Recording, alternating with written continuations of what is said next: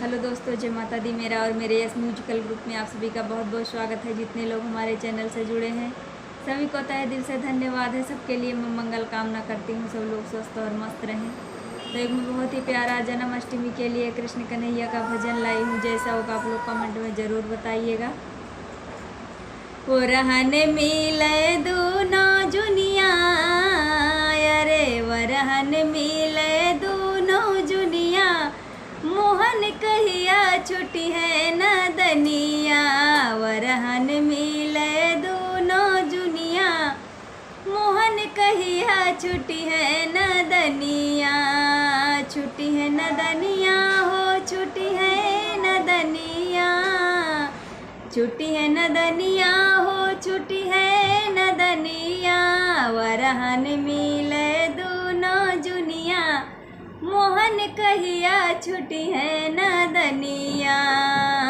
केहू सखी का है दही मुरा खाए, केहू सखी का है मखने मुरा खाए, केहू सखी का है दही मुरा खाए, केहू सखी का है मखने मुरा खाए।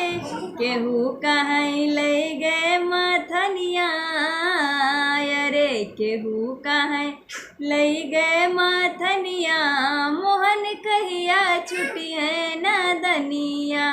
केहू कहीं ले गए मथनिया, मोहन कहिया छुट्टी है नदनिया।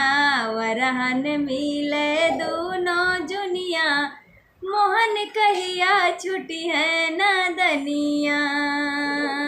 केहू कहे गैया के दूध मुरा पी गए, केहू कहे गैया के दूध मुरा पी गए, अपना पिए संग बछौआ के पियावे, अपना पिए संग बछौआ के पियावे।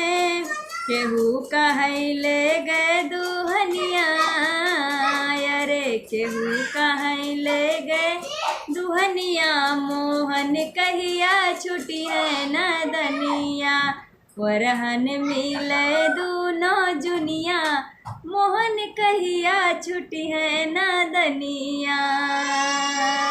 केहू सखी का है चीर मुरा ले गए, केहू सखी का है चीर मुरा ले गए, केहू कहीं ले गए वढ़निया, अरे केहू कहीं ले गए वढ़निया, मोहन कहिया छुट्टी है नदनिया।